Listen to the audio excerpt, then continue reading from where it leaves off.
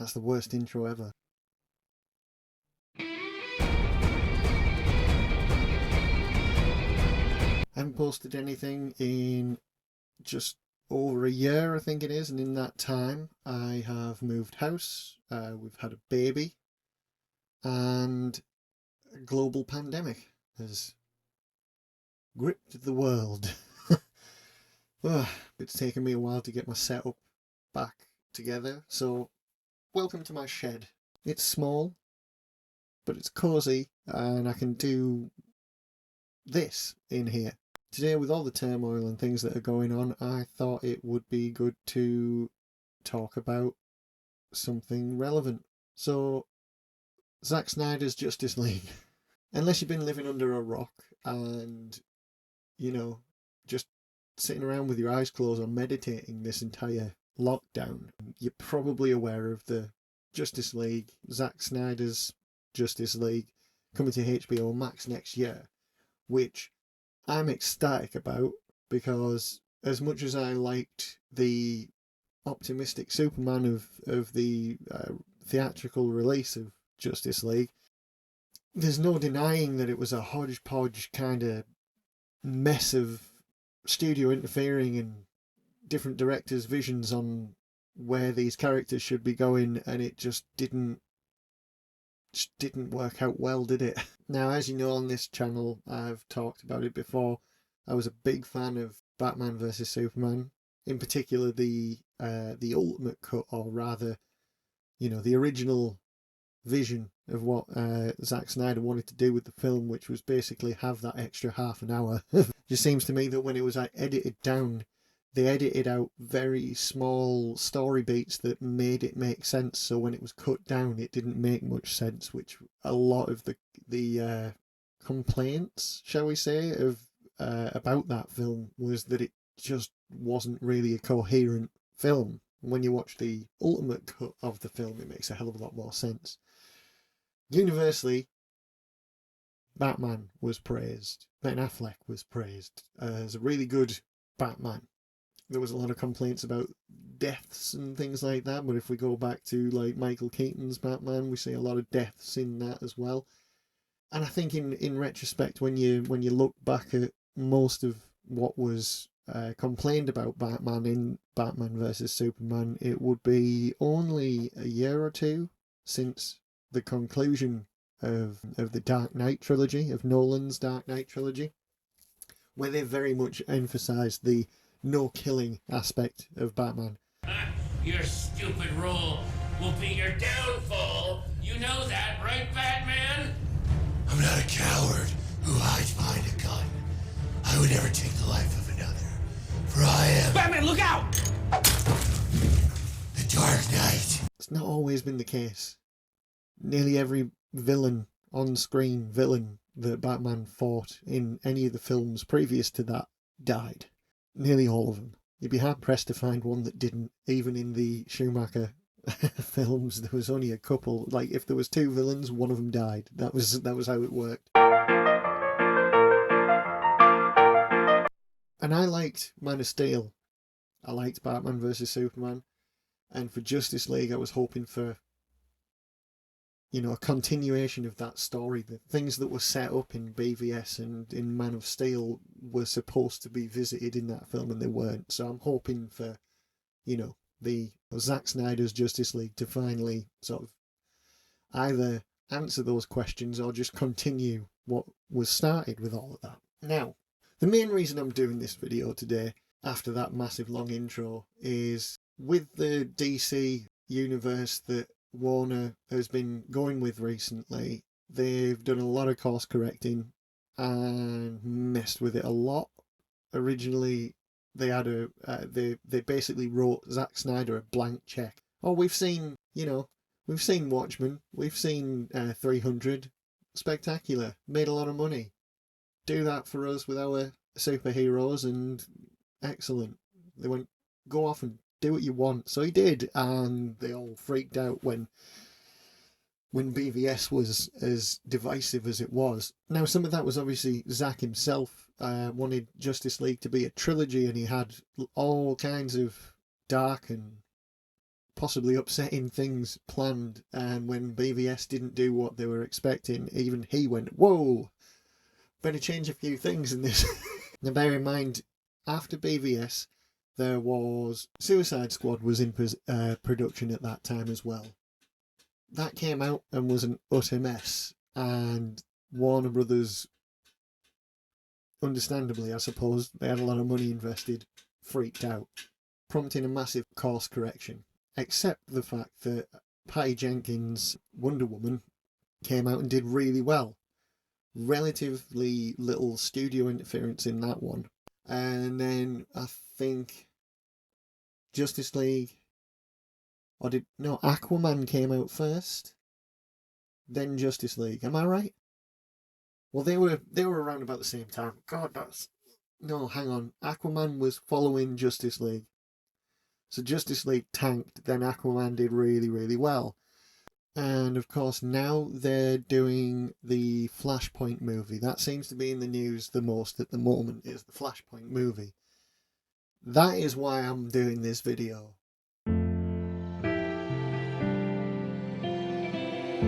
Because there's a wonderful moment in BVS, hence me bringing up BVS, that's why we're here. At the beginning, we're getting retold the origin of Bruce Wayne's childhood trauma, but Jeffrey Dean Morgan is playing Thomas Wayne. Now I'm pretty sure that was a very deliberate casting by Zack Snyder, knowing that he was going to go into other comic book adaptations and so on and so forth, one of them being the Flashpoint Paradox comic book, which a couple of years ago was made into an animated movie as well.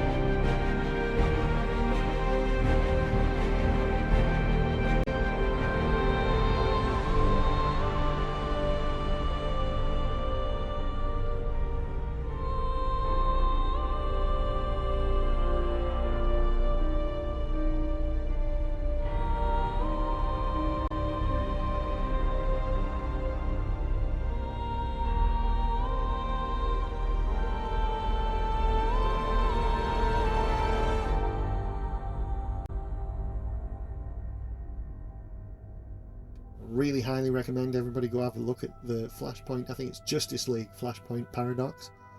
Really good. I haven't read all of the Flashpoint comics.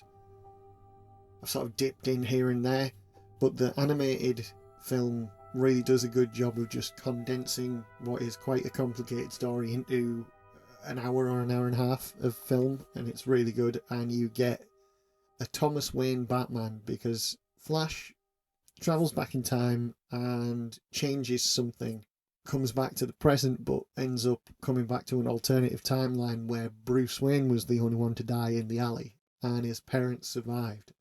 And as a result, Thomas Wayne ends up as Batman, and Martha ends up the Joker of that universe, which is just amazing, isn't it? Like, I would pay the shit out of any cinema or anyone just to see that film on its own. That would be an amazing movie. So that means if they were going to do a Flashpoint Paradox film, you'd technically be getting a Jeffrey Dean Morgan Batman.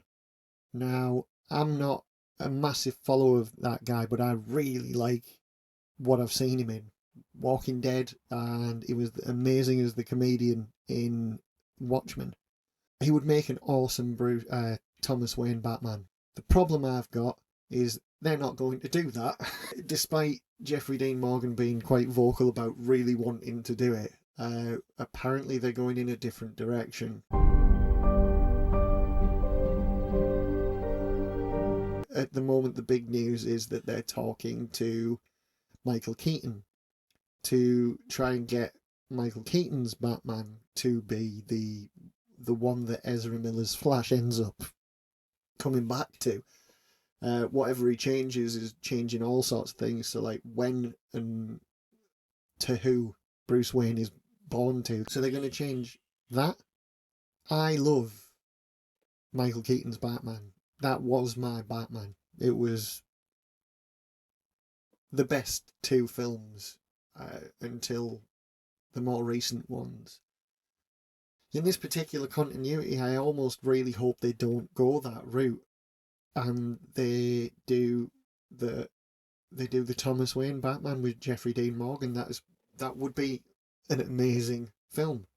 By all means, get Michael Keaton in there, because we can have multiple timelines. We can have a multiverse. The Supergirl Flash TV show has proven that audiences will follow that kind of complication, as it were, and it'll be good. I fully believe that it'd be really good, but I really want to see a Jeffrey Dean Morgan, Thomas Wayne Batman. I mean, how amazing would that be? Am I alone? I am. The other thing as well is that Ben Affleck's coming back to do ADR, meaning pretty much what I'm doing with this, just doing voiceover to finish the original vision of Justice League. But then it's all she wrote. As far as anyone's aware, he won't be coming back to do Batman anymore, which is sad.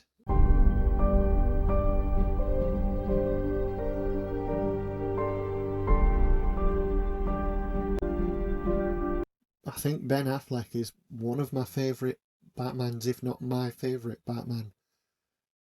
Of all the movie Batmans.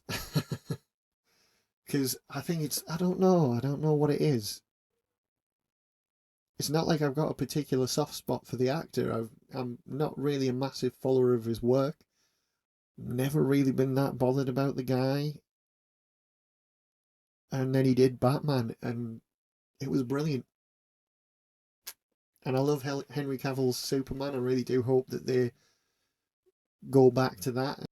But as for Michael Keaton's Batman, they're going to do this, which is going to be like a weird mishmash of that idea, mixed with a sort of Batman Beyond and Kingdom Come Batman, where his neck's broken, so he wears a great big brace around his neck or something. And these are the rumours anyway. I'm not sure whether we can really rely on the validity of those. So I suppose in the middle of a pandemic and fights for equal rights and protests and things going around the world, I felt it to be really important to sit in a shed and bitch about the fact that we're not going to get a Jeffrey Dean Morgan, Thomas Wayne Batman. Alright, I think that's it. I'm sure I've missed some points. I've done this video about 3 times now because I can't seem to get anything to go right. I'm going to turn all this off and probably find a million things wrong in the edit and have to do something about it, but we'll see.